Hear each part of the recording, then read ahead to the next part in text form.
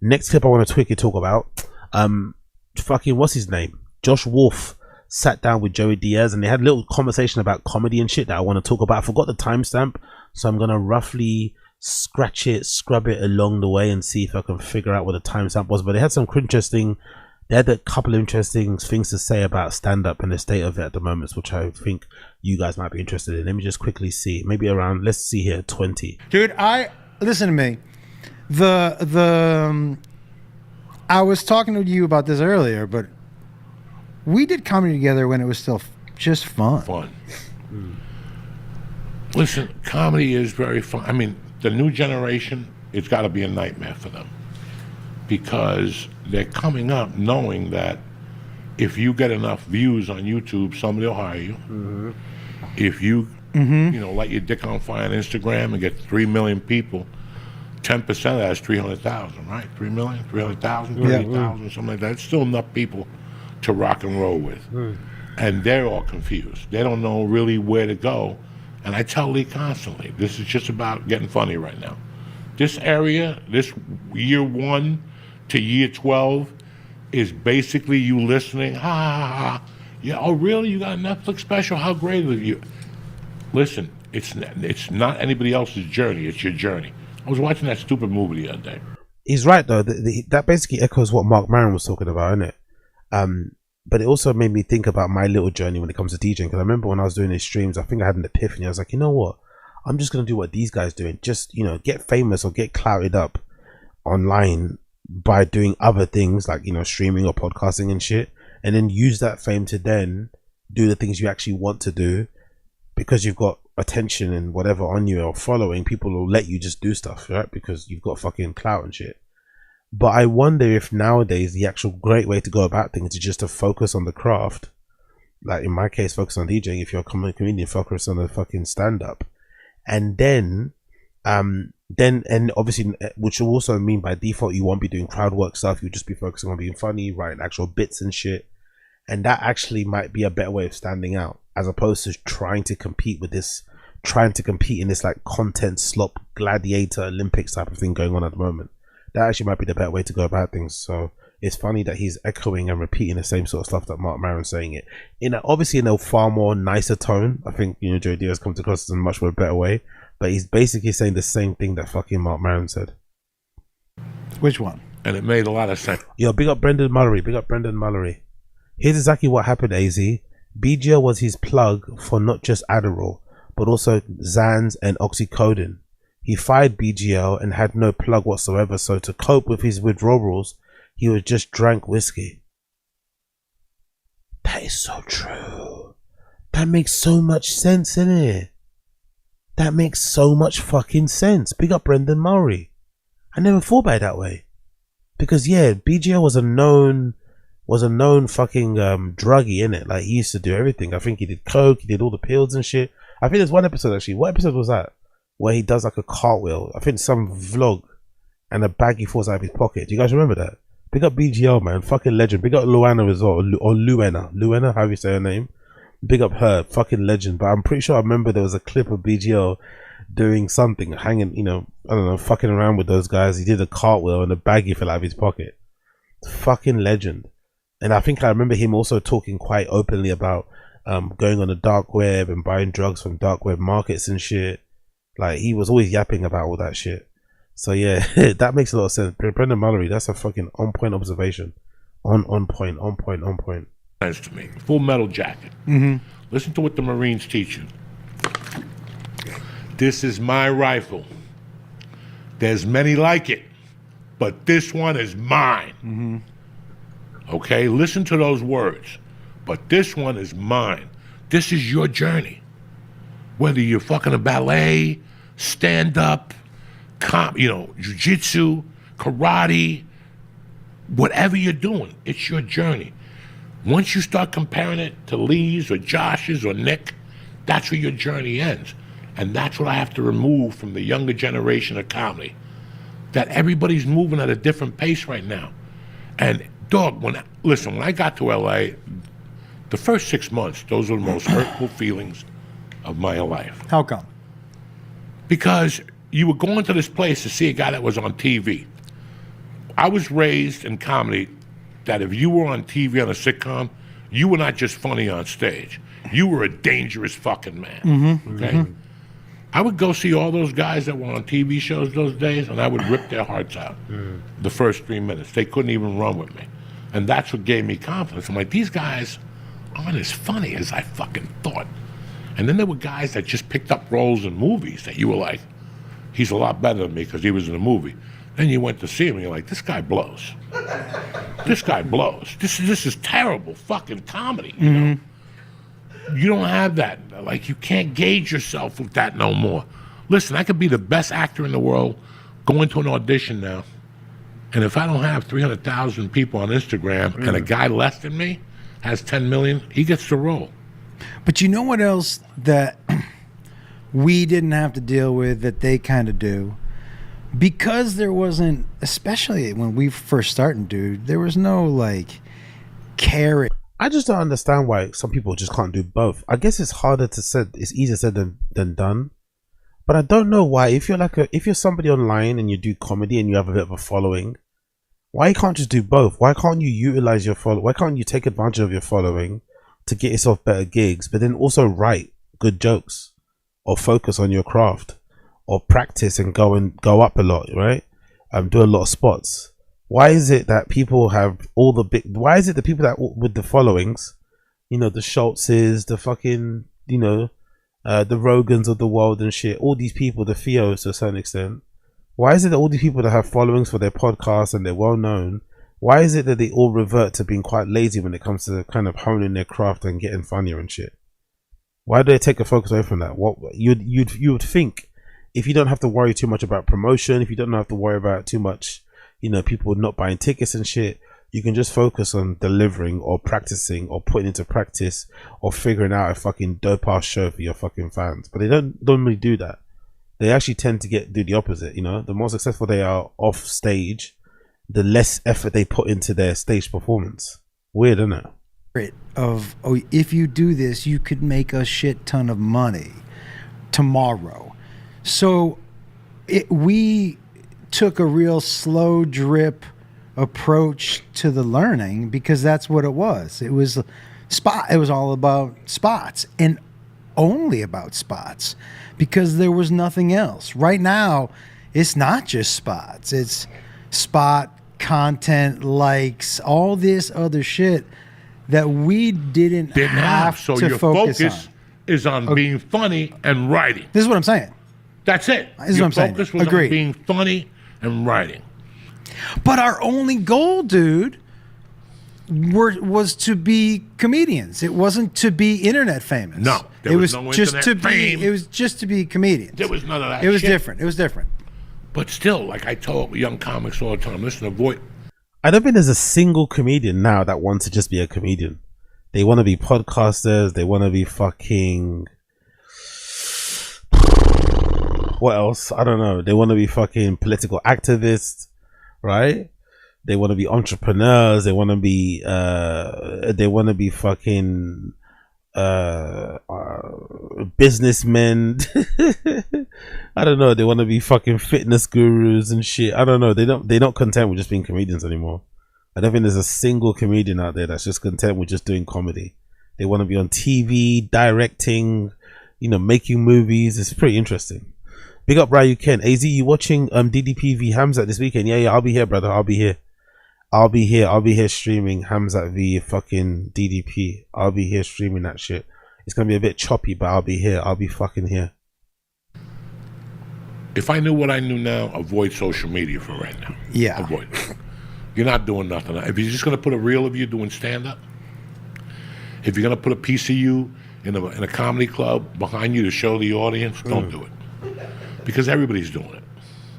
Right now, you got to figure out something else if you're a comedian.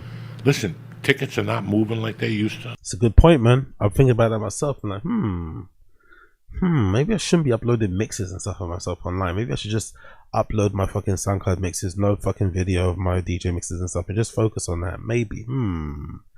Because that is the way to go about doing things. It's kind of like the Kanye approach, right? When everyone's doing something one way, you stop, stand still, and then go the opposite way. That's what you should be doing.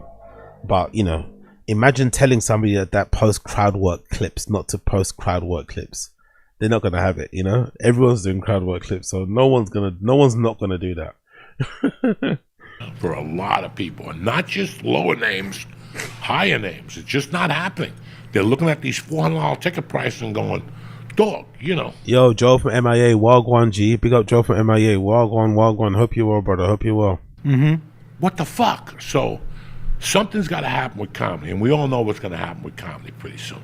There's just too many comedians, there's too many clubs, and there's not much going on. But you know what I think is missing, dude, from Yo, big up Jack Donny Jr. All the new DJs I found are from Twitch.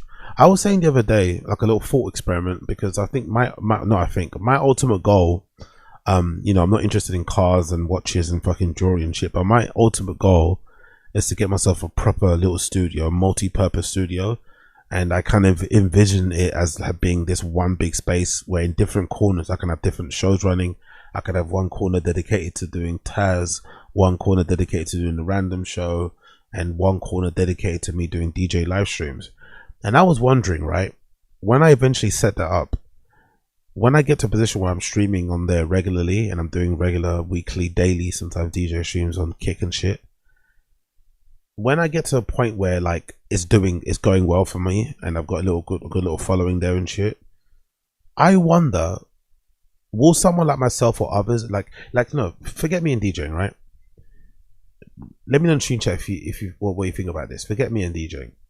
Do you think if a comedian decided to do like sets, like weekly comedy sets on like a streaming platform every Friday or whenever it was, right? A little 30-minute, 1 hour kind of comedy set that they would have maybe done on the road.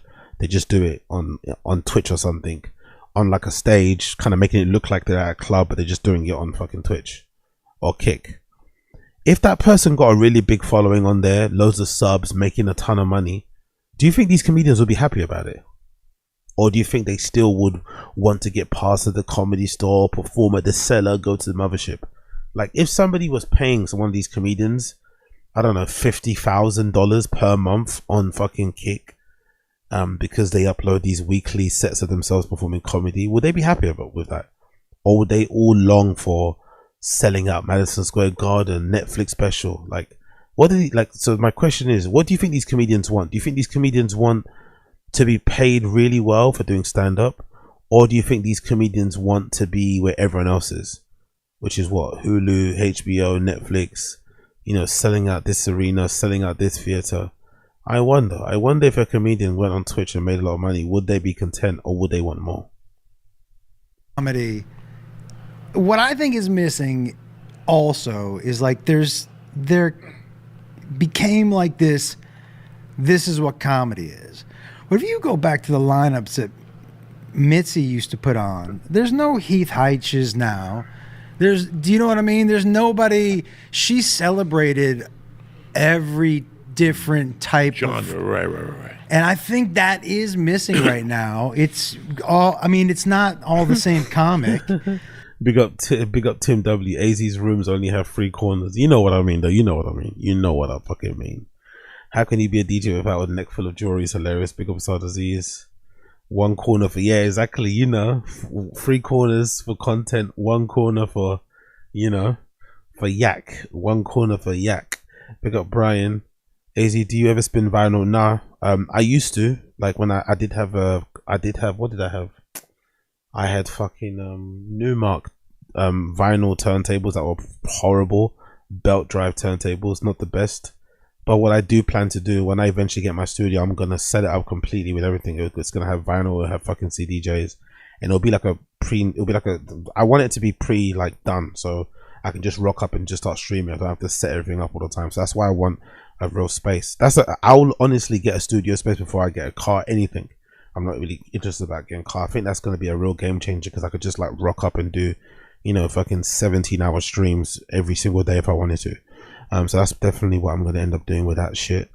But yeah, playing vinyl was fun, man. Playing vinyl was really, really fun. It's really hard to learn. It's very nerve-wracking because when you fuck up in a big way. But it is kind of fun, I'm not going to lie. And a lot of records that you get on vinyl, you can't necessarily get digitally. So it does kind of sometimes make for far more interesting sets. and I feel like I end up taking more chances when I'm playing vinyl. And people also give you a bit. I don't know if it's different, but I feel like people give you a lot more time when you're playing vinyl. You know, people like they're a little bit more patient, or they're a little bit more understanding, open-minded. Let's say that, open-minded. Big up Joe for MIA. My dad is a Cuban, and Joey's Diaz's age, and he also grew up in North Jersey at the same time, and he doesn't find Joey Diaz funny at all. Yeah, I'm not surprised at that. I think you have to be a particular type of person, live a particular type of life to find Joey Diaz funny. I personally do find him very funny and very endearing, but I could also imagine if you're somebody that, you know, doesn't really link or click with the stuff that he's been through, you can just find him a little bit irritating and annoying. But I like him, man. He's a genuine character. Big up Jose, bro. You're in it to do what you love and get paid for it. If you're on anything else, you're a hater, fam. Fair enough, my friend. Big up God's favorite. Big up God's favorite. Big up Systems Radio. You haven't updated it yet for a while, but big up God's favorite. Appreciate you. Why has vinyl has a different sound? Yeah, exactly right, Ken. You know it. But it's all the same comedy. We don't have those dudes. Heath Heish, dude. Where is Heath Heish? I don't know, man. Heath was legitimately funny, and to be funny in 15 minutes with all of that stuff was very difficult. What was his name? Heath was a prop guy. But he had a prop dog that he played a preacher, a black preacher. Yeah, dude. And he had white women behind him. And he controlled them with fucking... They were like eagle arms, and he controlled them and shit, and they would pop their head. Yeah. He did some crazy shit. First of all, I was watching George Carlin the other night. Which one? I'm a big George Carlin fan. You're not? No, but I actually watched it for like 20 minutes. Let's get down to basics. Okay, right now, we're living in a time where we all sound the same. The top guys are not doing anything spectacular. Exactly. Amen. Not doing anything spectacular. Amen. I'm not doing anything spectacular. Nobody's really doing anything spectacular. We're all that. We've been around for 20, 30 fucking years. Okay? So, you know, I'm waiting for that material to blow out of my ass, too. I'm waiting. Every day I sit there and go, I've been doing the same shit I did for 30 years. It's just not doing it no more. Yeah. It's not doing it no more. I love how honest he is about that, by the way. You won't hear that from anybody else within the JRE verse. They all think they fucking walk on water. They all think their shit don't stink. But at least Joey Diaz is able to recognize that, you know, he's not doing anything interesting. You know, he's not saying anything interesting. His comedy hasn't really developed or evolved since, you know, he really blew up. And he's struggling to find inspiration, struggling to kind of, you know, turn the page and kind of find some new material that will really get people going. And maybe it's a realization that maybe your time is gone, you know, and that's okay too, which is why I kind of respect and really big up Mark Maron for quitting WTF, because you've run out of things to say, you know. There's nothing more to say. You've had a fucking good run, you've milked it, you've made a ton of money. There's no need to just carry on for the sake of carrying on. But I think a lot of these guys in the JRE verse, part of the 250 assassins, they can just never let it go. Like Brendan and Brian being a good example. They're going to do T-Fat-K until they literally croak on camera. They don't have any exit plan. There is no exit route. It's just, let's just keep milking this until the sponsors dry up. And in the moment the sponsors dry up, best believe T-Fat-K ends. Because that'd be interesting, right? As soon as the sponsors dry up, which probably won't ever happen, but if it did happen, T-Fat-K would immediately stop and Brian would quickly go over to his new channel and start a new podcast over there. You know? So it's like, brother, like sometimes pushing things constantly and being around and trying to fucking keep your face there and remain relevant, you know, sometimes when it's over, man. When it's over, just fucking move on. And don't keep blaming the fucking audience for all your fucking shortcomings. But again, what do I know? Big up Joey Diaz. Let's move on from that one. But I recommend you check out the full episode. It's really fucking good. It's called Josh Wolf Returns, The Church of What's Happening Now, New Testament. Really good episode, kind of a throwback to what they did previously. All of Josh Wolf's episodes with Joey Diaz are great anyway, like I said, because they have a really close relationship. They used to live together, or Joey used to live with Josh Wolf when you were coming up. Joey would fucking even babysit his kids early on and shit. So they've got a really close relationship. So it makes for a far more entertaining podcast because they know each other properly. And they always showing really good stories as well, and whatever of their wild days when they were coming up in the scene and stuff. So